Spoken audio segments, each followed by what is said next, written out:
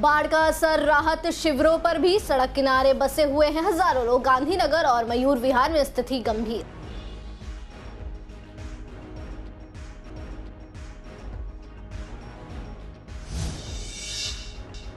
Gita colony शमशान घाट में भी घुसा पानी। अस्थायी जगह पर हो रहे अंतिम संस्कार। विधायक ने सहायता देने का दिया भरोसा।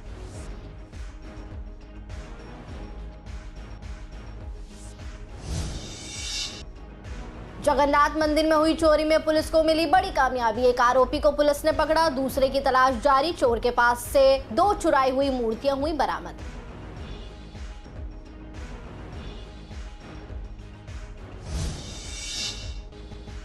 शाहदरा पुलिस ने पकड़ा फर्जी पैरा कमांडो। महिला से की थी 70,000 रुपए की ठगी। आरोपी के पास से आर्मी की वर्दी, फर्जी आईडी कार्ड बरामद।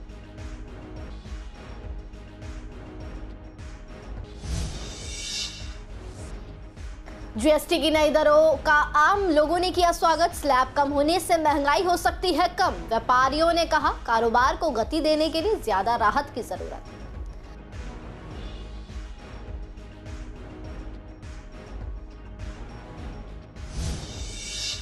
नमस्कार, स्वागत है आपका सीसीएन डिजिटल में। मैं हूं आपके साथ इशिका गुप्ता। रुख करते हैं पूर्वी दिल्ली की बड़ी खबरों की तरफ। पहाड़ों पर लगातार बारिश हो रही है। बारिश की वजह से दिल्ली में यमुना का जलस्तर खतरे के निशान से ऊपर चल रहा है। यमुना के किनारे सभी इलाकों में बाढ़ का पानी आ चुका है। यमुना बाजार से लेकर आईटीओ तक बाढ़ से निचले इलाके डूबे हैं।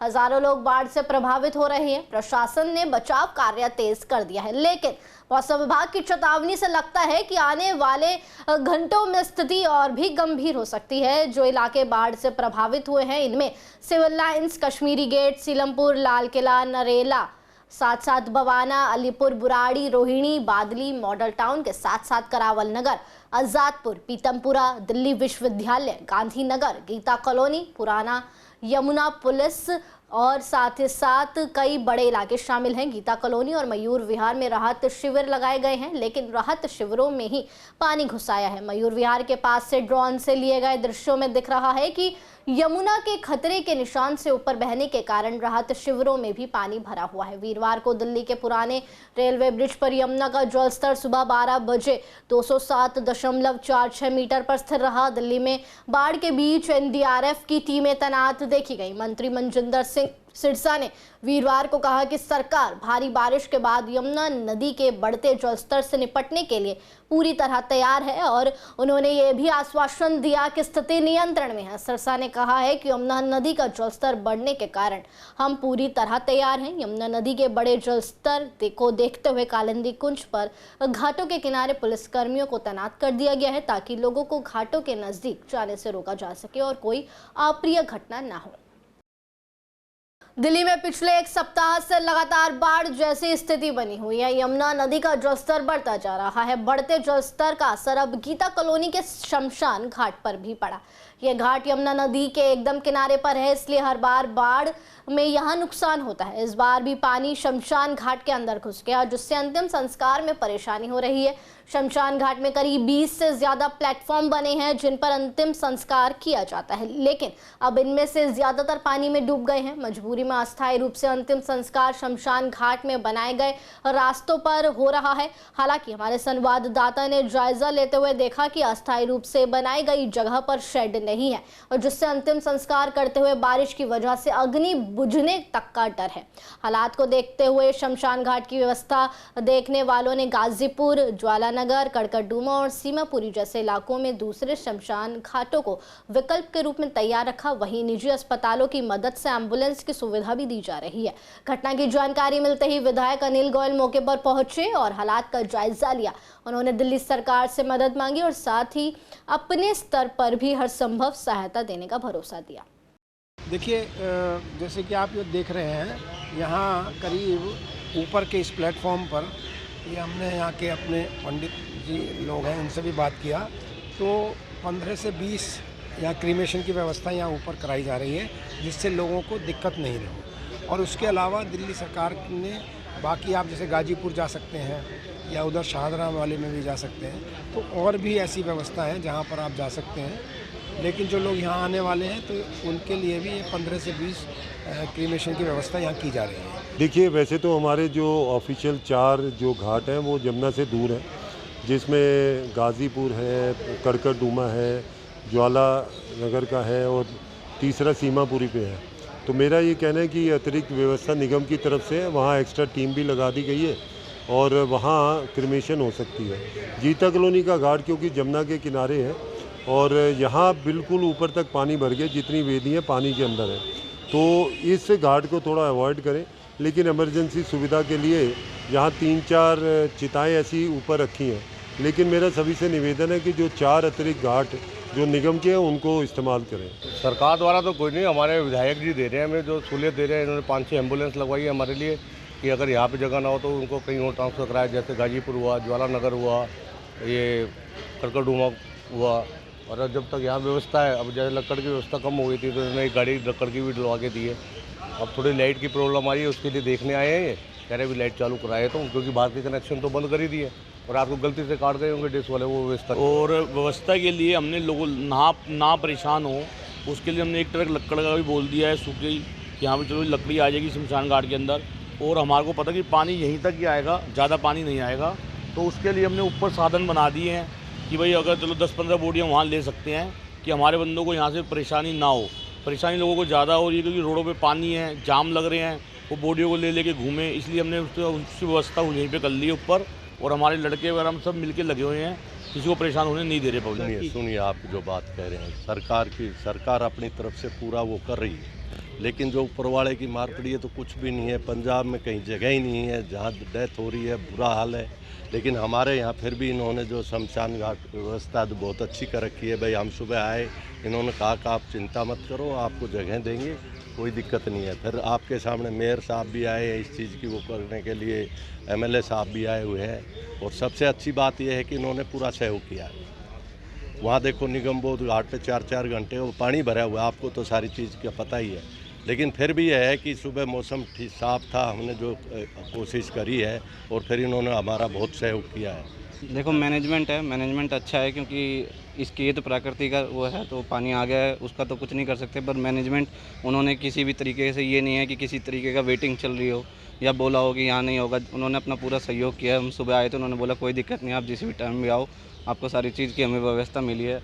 वो तो प्राकृतिक चीज़ है, बारिश है, अभी भी खुला सब जोर से बरस जाए तो क्या ही कर सकते। थाना विवेक विहार के अंतर्गत आने वाले जगन्नाथ मंदिर में कुछ दिन पहले चोरी की घटना में मंदिर में रखा सामान और मूर्तियां चोरी हुई थी।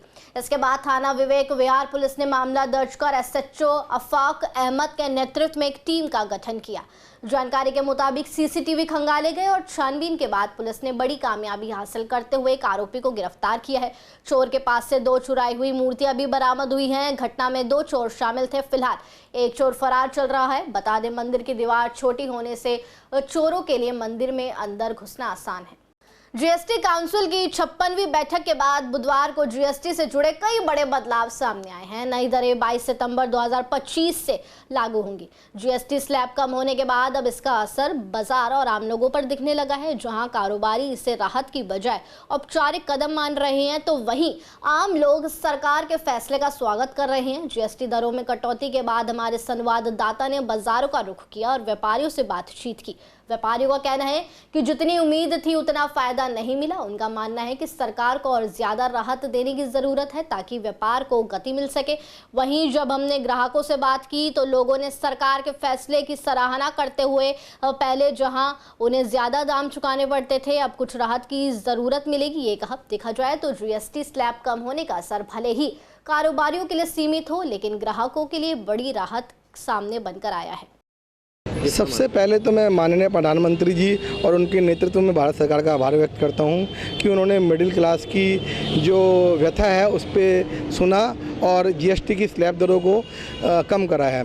इससे सबसे पहले तो मुझे फ़ायदा हुआ है, जो खाने पीने की वस्तुओं से 12% से स्लैब घट के 5% रह गया है। तो हमारे को काफ़ी हद तक हमारा जो गृहिणियों का रसोई का बजट होता है उस पर फ़र्क पड़ेगा और उनको कुछ सेविंग करने का मौका मिलेगा। देखो जी, जैसे प्रधानमंत्री मोदी जी ने दिवाली पे देशवासियों को थोड़ी सौगात दी है कि GST के 2 स्लैब उन्होंने घटा दिए हैं और 2 ही स्लैब बस रह गए हैं हमारे पास, तो 5% और 18%। क्योंकि जो खाने पीने की आइटम में थी, जो रोज़मर्रा की आइटम हैं जिनसे कि गरीब जनता को फ़ायदा मिलेगा, क्योंकि उनका GST जो 12 था वो 5% में आ गया है, तो उससे तो लोगों को फ़ायदा मिलेगा। पर यह है कि व्यापारी वर्गों का पहले भी 18% GST था, उनका अभी भी 18% है। वहाँ थोड़ा बहुत हम व्यापारी उद्यमियों को थोड़ी बहुत उम्मीद थी, वो थोड़ी बहुत निराशा में अभी है। स्लैब बिल्कुल 18 से 28 से 18, 12 से 5 और 2 स्लैब रखे। ट्रंप ने टैरिफ लगा के सोचा था कि वो घात करेगा भारत के ऊपर। इन्होंने दिखा दिया कि ये नया हिंदुस्तान है, नया भारत है, रुकने वाला नहीं है। किसी तरीके की कोई समस्या नहीं है, सारी चीज़ें बिल्कुल ठीक कर दी। जैसे आप कार की बात करते हो, एक छोटा परिवार जो मोटरसाइकिल पे घूमता है उसको लगता है कि गाड़ी ले लें, वो गाड़ी जो मिनिमम रेंज की है वो 7 लाख रुपए की है। अब वो 7 लाख की गाड़ी लेने जाएगा, 70% डिस्काउंट, 17,000 हो गया ना, अब वो 640 की है। 2.5 लाख की मोटरसाइकिल लेने को जाए वो 640 की कार ले लेगा। गवर्नमेंट ने GST रिफॉर्म किया, जो कि बहुत अच्छा इन्होंने एक स्टेप लिया, और इस रिफॉर्मेशन के अंदर उन्होंने डेली एसेंशियल की चीज़ों पर जो है वो 12 से 5% तक कर दिया। 18 से 5% भी हुआ कुछ आइटम्स पर, जैसे कि टूथपेस्ट, सोप, बच्चों के नैपकिन्स, कहें एजुकेशनल आइटम पर बिल्कुल 0% GST कर बहुत अच्छा स्टेप उठाया। और साथ में पेट्रोल डीजल जो कि डेली की यूज़ की चीज़ें हैं उस पर भी 28 से 12% तक ले आए हैं। और AC, TV, ये भी आजकल डेली के आइटम है, इस पर भी उन्होंने जो है GST घटा दिया है। तो मुझे लगता है भारत की इकनॉमी के लिए, अपने देश की इकनॉमिकल ग्रोथ के लिए बहुत अच्छा ये स्टेप किया है। कंज्यूमर्स बढ़ेंगे और देश की ग्रोथ होगी। नेक्स्ट जनरेशन GST रिफॉर्म आया है, बच्चों के स्कूल की स्टेशनरियाँ बिल्कुल टैक्स फ्री कर दी गई है, और जो रोज़मर्रा की चीज़ें थी हम लोगों के यूज़ होती थी किचन में, जो हम डेली यूज़ में आती थी, उस पर 12 से 18% को GST के स्लैब को अभी 5% कर दिया है। ये भी बहुत अच्छी बात है। दिवाली पे इससे बड़ा तोहफा और देशवासियों के लिए कुछ नहीं हो सकता।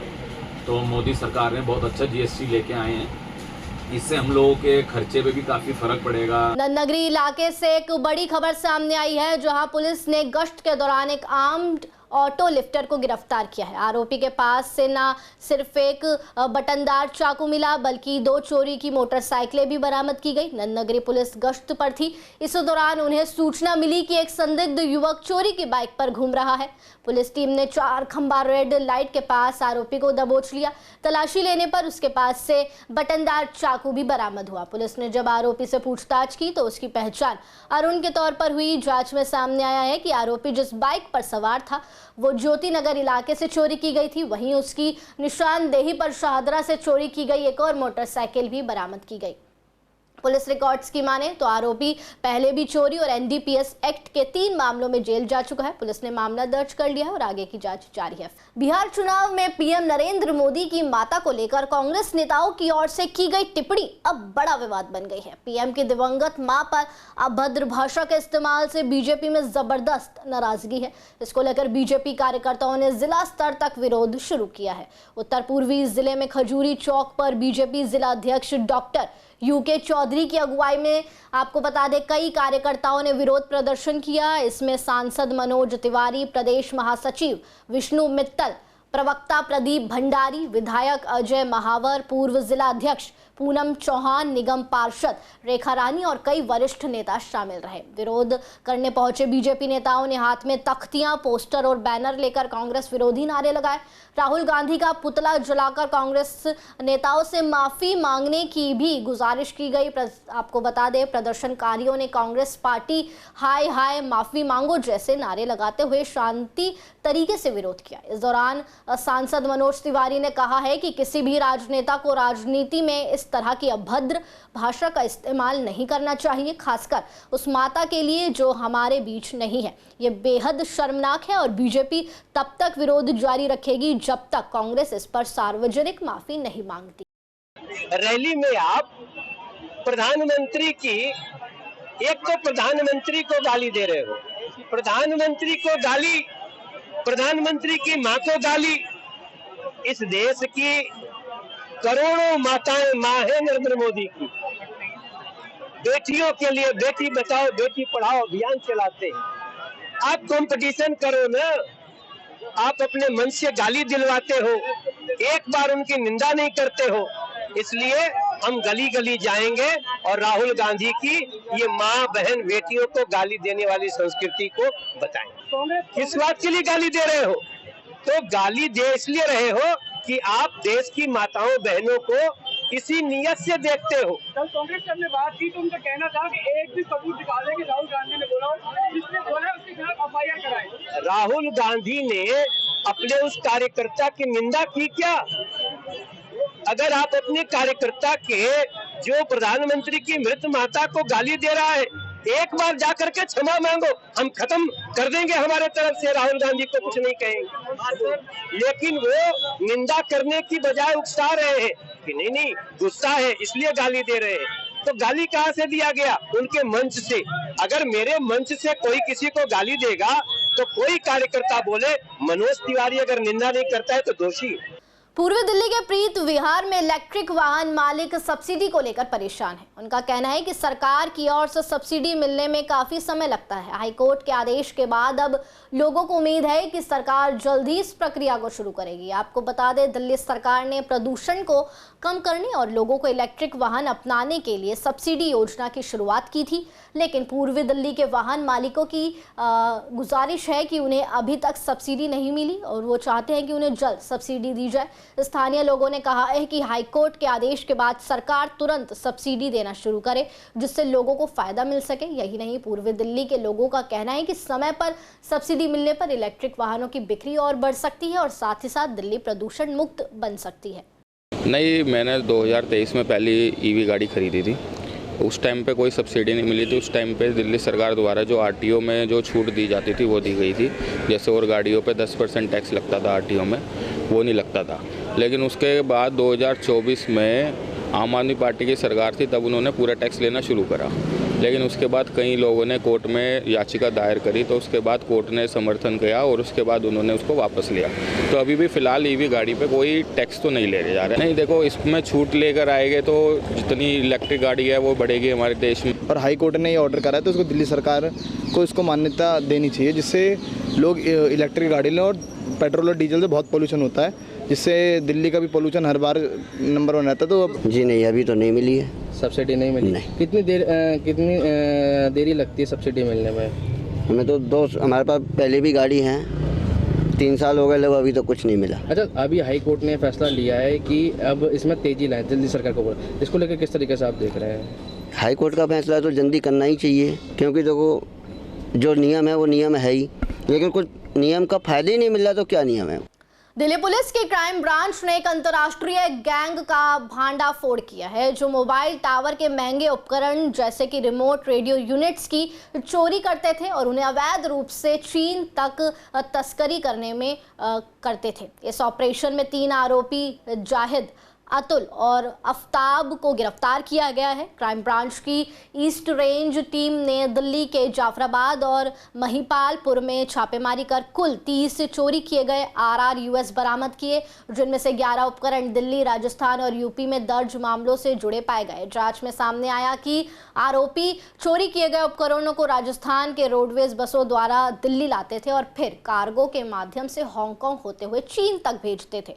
दस्तावेजों में इन्हें एम्पलीफायर बताया जाता था। इस कार्रवाई से 16 मामलों की खुलासा हुआ है। गिरोह में मोबाइल टावर इंस्टॉलेशन से जुड़े लोग भी शामिल रहे थे जिनके पास तकनीकी जानकारी थी। ईस्टर्न रेंज की टीम ने एक RRU चोरी की एक गैंग्स है उसको बस्ट किया है, जो कि काफ़ी लंबे टाइम से एक्टिव थी। जैसा आपने देखा है कि हमने इससे पहले बहुत सारे जो गैंग्स हैं उनको बंद किया है RRU के रिगार्डिंग, और बहुत सारी RRU रिकवर की है, मोर देन 300। उसी में फर्दर ह्यूमन और टेक्निकल इंटेलिजेंस पे काम करते हुए हमारी टीम ने कुछ गैंग्स जो अभी सक्रिय हुई है, रिसेंट में आपने देखा कि काफ़ी हद तक चोरी RRU की रुक गई थी। अभी बीच में पता चला है कि कुछ गैंग स्टिल सक्रिय हुई है। उस पर काम करते हुए इसमें 3 लोगों को पकड़ा है और उनसे 30 RRU रिकवर किए हैं, जिनकी अगर हम इंटरनेशनल मार्केट में प्राइस देखें मोर देन 1 करोड़ है। और इसमें ये इसलिए यूनिक है क्योंकि ये जो अक्यूज थे ये not only inter state, Rajasthan, Andhra, दूसरे स्टेट से RRU रिसीव कर रहे थे। उसके अलावा एक यूनिक मॉडस ऑपरेंडी के बेसिस पे RRU को हांगकांग भेज रहे थे, जो कि उसमें कस्टम्स को एम्पलीफायर बताकर, जो कि I think that is illegal, एक मिसयूज़ कर रहे थे उसका रूट का। पूर्वी दिल्ली पुलिस ने सोशल मीडिया पर हथियारों का प्रदर्शन करने वाले युवक को गिरफ्तार किया है। त्रिलोकपुरी निवासी 21 वर्षीय पीयूष चौहान इंस्टाग्राम पर पिस्टल लहराते हुए वीडियो पोस्ट कर रहा था। पुलिस की सोशल मीडिया मॉनिटरिंग टीम ने उसकी पहचान की और उसे धर दबोचा। आरोपी के पास से एक अवैध देशी पिस्तौल, एक जिंदा कारतूस बरामद किया गया। पुलिस पूछताछ में पता चला है कि युवक ने यह हथियार केवल फॉलोअर्स बढ़ाने और दबदबा बनाने के लिए खरीदा था। पीयूष 12वीं पास है और डिलीवरी बॉय का काम करता है। पुलिस ने उसके खिलाफ आर्म्स एक्ट के तहत मामला दर्ज कर आगे की जांच शुरू कर दी है। शादरा जिले के राजस्व विभाग के विवेक विहार डिवीजन की ओर से विश्वास नगर विधानसभा में जनसुनवाई का आयोजन किया गया।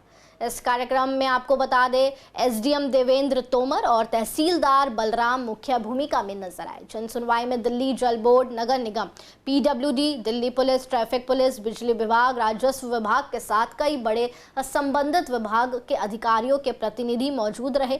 लोगों ने अधिकारियों के सामने पानी की किल्लत, बिजली की दिक्कत, सड़कों की खराब स्थिति, अवैध कब्जे, साप्ताहिक बाजार की अव्यवस्था जैसी बड़ी समस्याएं रखी। इस दौरान आवारा जानवरों की समस्या पर भी लोगों ने चिंता जताई और कहा कि कोर्ट के आदेश आने के बावजूद उस समय अमल नहीं हो रहे हैं। जनसुनवाई में मौजूद एसडीएम ने भरोसा दिलाया है कि सभी मुद्दों का समाधान 1 महीने के अंदर होगा। वहीं लोगों ने मीडिया से बातचीत में उम्मीद जताई है कि अब उनकी समस्याओं पर तेजी से कदम उठाए जाएंगे।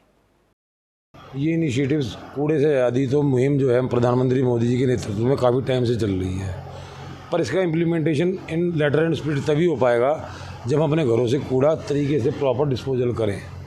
इसके लिए डिपार्टमेंट, सर आप कभी घर पे, मैं सुबह ऑफिस से आता हूँ, ऑफिस के लिए घर से जब आता हूँ, सफाई वाले लगे होते हैं, पर हम कूड़ा ही इतना होता है, वो क्या कर लेंगे इंडिविजुअल। इसलिए पहले अपने अंदर जागरूकता लानी चाहिए कि हम कूड़ा को कूड़े की जगह फेंकें, लिटर ना करें। सेकेंडली सर, जनरल मुद्दों पे हमारी बातें हुई, जैसे कि स्कूल जाते समय बच्चों का ध्यान रखा जाए, रोड में गड्ढे, उसके लिए हमने डायरेक्शंस दे दी हैं, वो आपको सब सुन ही लिया था आपने। तो मैं इतना ही कहूँगा नटशेल में कि जनता को सरकार से एक्सपेक्टेशन पालने से पहले अपनी जिम्मेवारियाँ जो कि संविधान के तहत कही गई है कि आपका हक बनता है, आप अपना हक मांगो, पर अपनी जिम्मेवारी भी तो समझो। ये एक आयोजन ही नहीं, ये जनता के द्वार पे प्रशासन आया है और प्रशासन के बीच में जनता आई है। जनता अपनी समस्याओं को लेकर के आई है। जैसे हमने समस्याएं सुनी है, आम जन की जो समस्याएं हैं, वो सबसे बड़ी बात है कूड़े करकट की। कूड़े के ढेर लगे हुए हैं, कोई साफ़ सफाई नहीं है। दूसरा नाले की, सीवर की। तीसरा जो रोड पे जो इंक्रोचमेंट है उसकी। और इस तरीके की जो आम समस्याएं हैं, वो समस्याएं हमारे बीच में रखी हैं। किसी ने कोई व्यक्तिगत समस्याएं नहीं रखी हैं।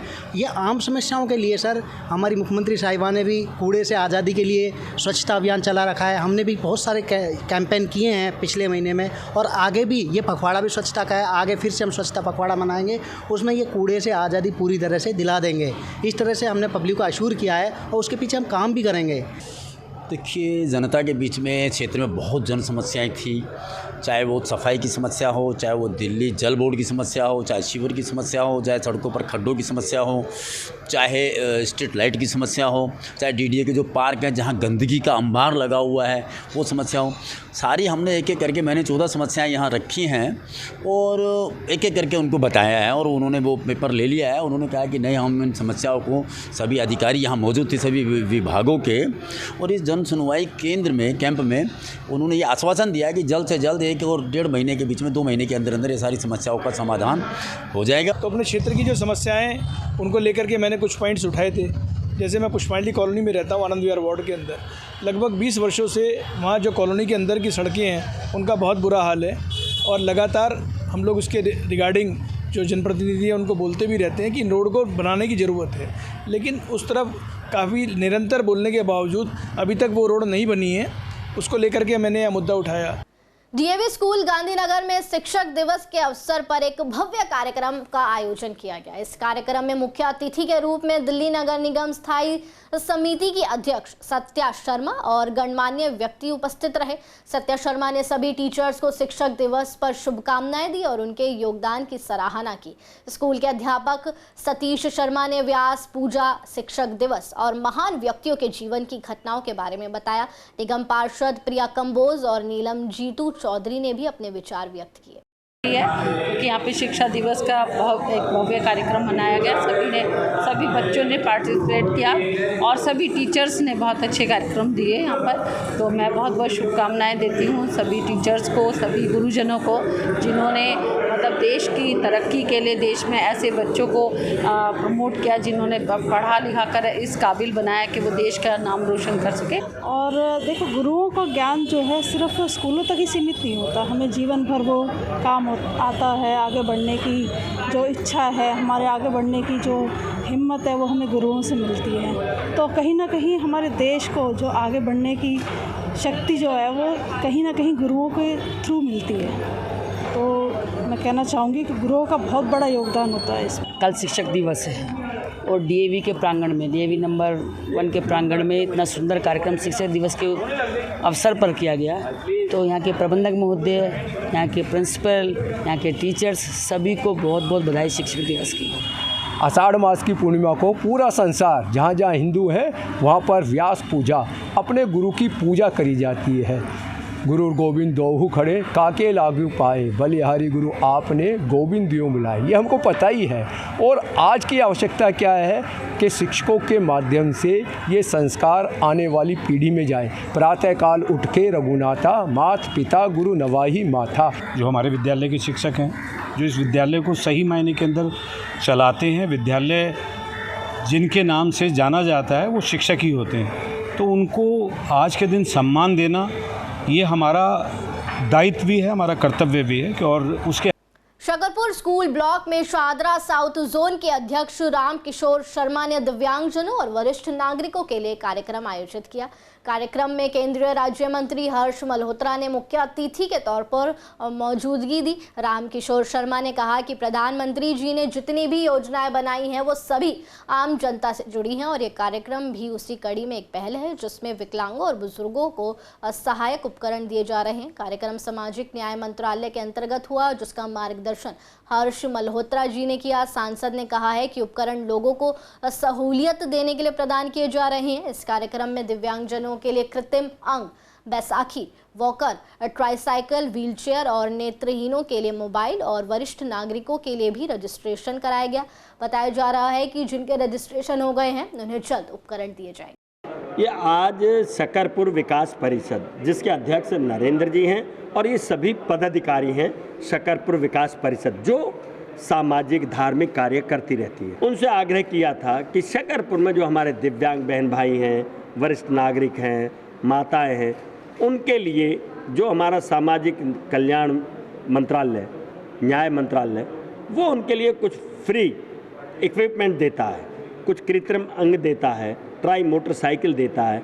जिन बुजुर्गों के कानों से सुनना बंद हो गया उनके लिए अच्छी मशीनें देता है, आंखें टेस्ट करके चश्मे देता है, और तो और बैसाखी देता है, और तो और छड़ें देता है। बनाई गई है 17 तारीख की, किस तरीके अभी जो आज जिन लोगों का आज यहाँ पर रजिस्ट्रेशन हुआ है, अपने मंत्रालय की तरफ से जब ये सब सामान आ जाएगा तो वो अपने काउंसलर महोदय को, इनको नगर सेवक जी को इन्फॉर्मेशन देंगे और वहाँ से वो सामान इकट्ठा करके फिर हम एक कैंप लगा करके इसको उन सभी लोगों को बुला करके एक एक आदमी को टेलीफोन नंबर से बुलाया जाएगा और उनको ये सभी सामान दिया जाएगा। हीमोफीलिया एक ऐसी दिक्कत होती है जिसमें अंदर ब्लीडिंग हो जाती है और ब्लड में क्लोटिंग नहीं होती, जिसकी वजह से जॉइंट खराब हो जाते हैं। तो जैसे ही मुझे पता चला कि आज शकरपुर के अंदर स्कूल ब्लॉक में यहाँ पर कैंप लगा है दिव्यांगों के लिए, निस्वार्थ सेवा। फिलहाल के लिए खबरों के सिलसिले में इतना ही। पूर्वी दिल्ली की बड़ी खबरों से हमेशा अपडेट रहने के लिए देखते रहिए CCN डिजिटल।